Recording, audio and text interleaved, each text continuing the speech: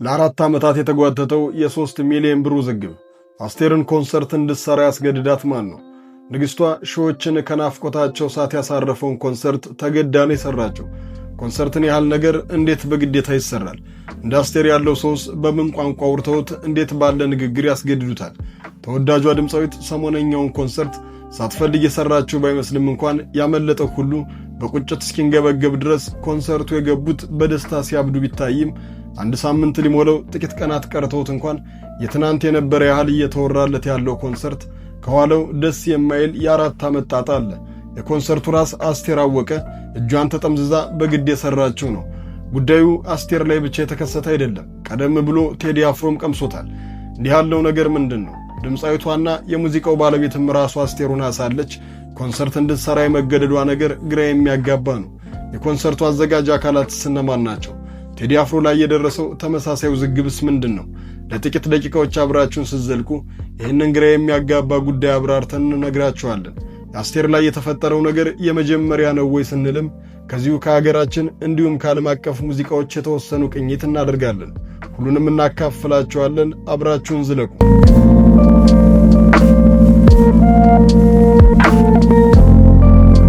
ከረጅም ጊዜ በኋላ በአዲስ አበባ የከተመችው አስቴር በመንሰፍሰፍ የሚጠብቋትን አድናቂዎቿን ለማስታገስ ሻገር ሲልም ሙዚቃዎቿን በመድረክ ላይ ለማየት የናፈቀው ከመግቢያው ሰዓት ቀደም ብለው የአዳራሽ ዙሪያ ገቡ የሞሉትን የተራቡት አድናቂዎቿን ለማርካት ሰሞነኛ ዝግጅቷን አጠናቃ አጭር ምጥን የሀገር ልብሷን ለብሳ ወደ መድረኩ ስትወጣ ሺዎች ድምፃቸውን ከፍ አድርገው ተቀበሏት። በእያንዳንዱ ሙዚቃም አዳራሹ እስኪነቀነቅ ድረስ በተወዳጅ ሙዚቃዎቿ አበዱ። እንኳንስ ለተናፋቂዋ ሙዚቃዎቿ ለንግግሯ ሳይቀር አዳራሹ ይናጥ ነበር። አጅሪትም ያለምንም ያቋም ሸርተት ማለት ተስረቅራቂ ድምጿን ያለ አንዳችን ከን በናፍቆት ወደ አበዱላት አድናቂዎቿ ስታንቆረቁረው አመሸች።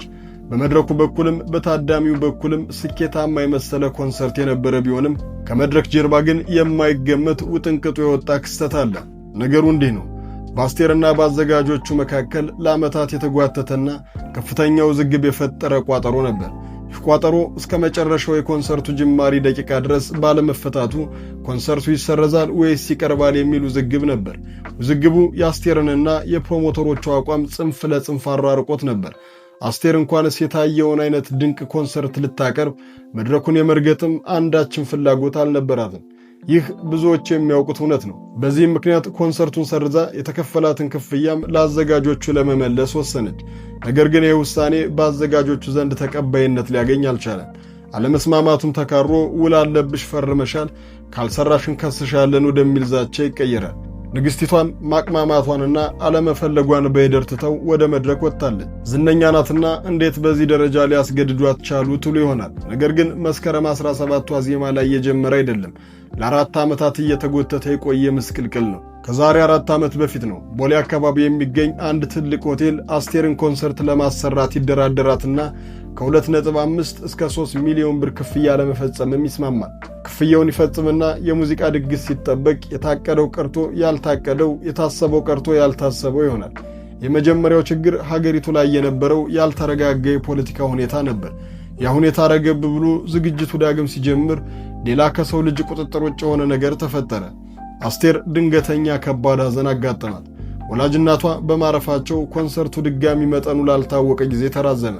አስቴር ሐዘን ላይ ነበረችና ነይ ተነሽ ተከፍሎሻልና ኮንሰርቱን ስሪ አትባል ነገር ጉዳዩ የእናት ሞት ነውና ዝም ማለት ብቸኛው አማራጭ ሆነ። ጊዜ ሆደ። እንደ ቀልድም 4 ዓመት አለፈ።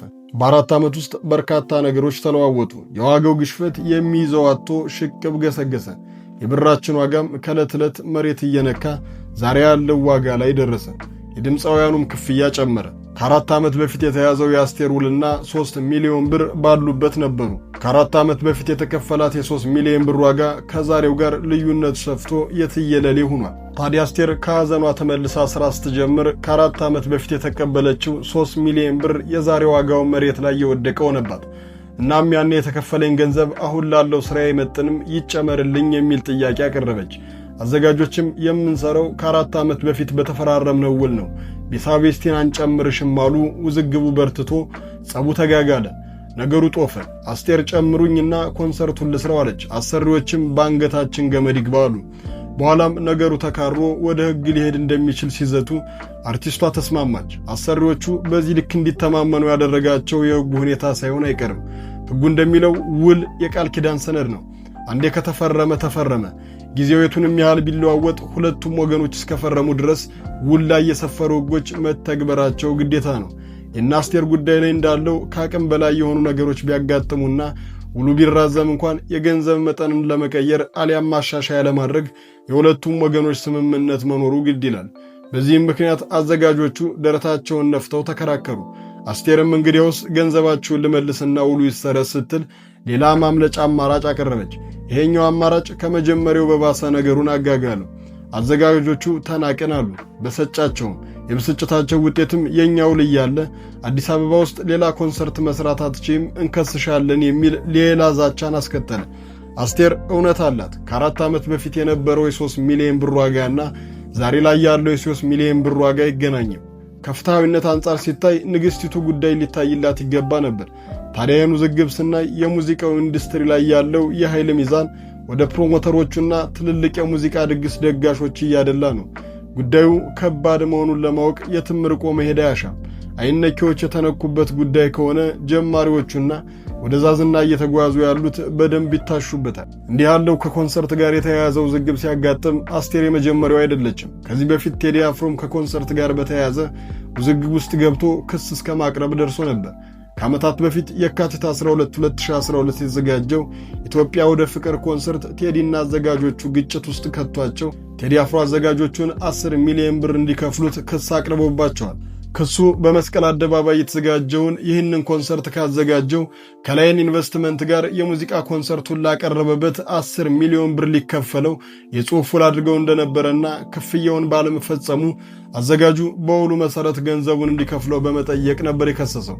ታዲያ ንግሥቲቱም ሆነች ንጉሡ በኢትዮጵያ የሙዚቃ መድረክ ከፍተኛ ደረጃ ላይ ያሉ ናቸውና እንዲህ አይነት ችግር በሚገጥማቸው ከሆነ ውዝግብ ውስጥ የሚገቡ አይመስሉም። እናም የኃይል ደፈሪዎቹ መደፈር ቅድም እንዳልነው የኃይል ሚዛኑ ወደ ፕሮሞተሮቹና ወደ ባለሀብቶቹ በኩል ለመሆኑ ግልጽ ማሳያ ነው። ጉዳዩ ዓለም አቀፍ የሙዚቃ ማኅበረሰቡንም ቢሆን አዲስ አይደለም። ተመሳሳይ ውዝግብ የናጣቸው ዓለም አቀፍ ድምፃውያን ጥቂቶች አይደሉም። ከዓመታት በፊት በፈረሟቸው ውሎች ከፕሮሞተሮች ጋር እስከ መጋጨት ይደርሳሉ። ቴይለር ስዊፍት የመጀመሪያውን 6 አልበሞቿን የማስተርስ ቅጂ ባለቤትነት መብት ለማግኘት ብዙ መከራ አይታለች። የገጠማት ፍልሚያም ቀላል የሚባል አልነበረም። በወጣትነቷ በፈረመችው ውል ምክንያት የሥራዎቿን ባለቤትነት ለሌላ ወገን አሳልፋ መስጠቷን ስትረዳ አልበሞቿን በሙሉ እንደገና በመቅረጽ የቴይለር ቅጂ በሚል ለገበያ አቅርባለች። ይህ እርምጃ አርቲስቶቹ በራሳቸው ሥራ ላይ ባለቤትነትን ለማስመለስ የሚከፍሉት ዋጋ ያሳያል። ውዝግቡ ከአስቴር የተጀመረና የአስቴር ብቻው አይደለም። ይልቁንም በመላው ዓለም የሚገኙ አርቲስቶች ከንግዱ ዓለም ሰዎች ጋር ያላቸው የተወሳሰበ ግንኙነት ነው። አዘጋጆቹ ቢዝነሳቸውን በመስራት ዙሪያ ሲሽከረከሩ፣ አርቲስቶቹ ደግሞ የሰሩበትንና የልፋታቸውን ከማግኘት ባሻገር የክብር ጉዳይ የማይደራደሩበት ጉዳይ ነው። በተለይ እንደ አስቴር ላለው የዝናን ጣራ የነካ የጥበብ ሰው እንዲህ ባለው ሁኔታ ውስጥ ማለፍ ጥበብን እንደ ማስደፈር የሚቆጥሩት የሙያ ክብር ጉዳይ ነው። አበቃ። ሐሳባችሁን በኮመንት፣ ቪዲዮውን ላይክ፣ ቻናሉን ሰብስክራይብ በማድረግ ቤተሰብ ይሁኑ።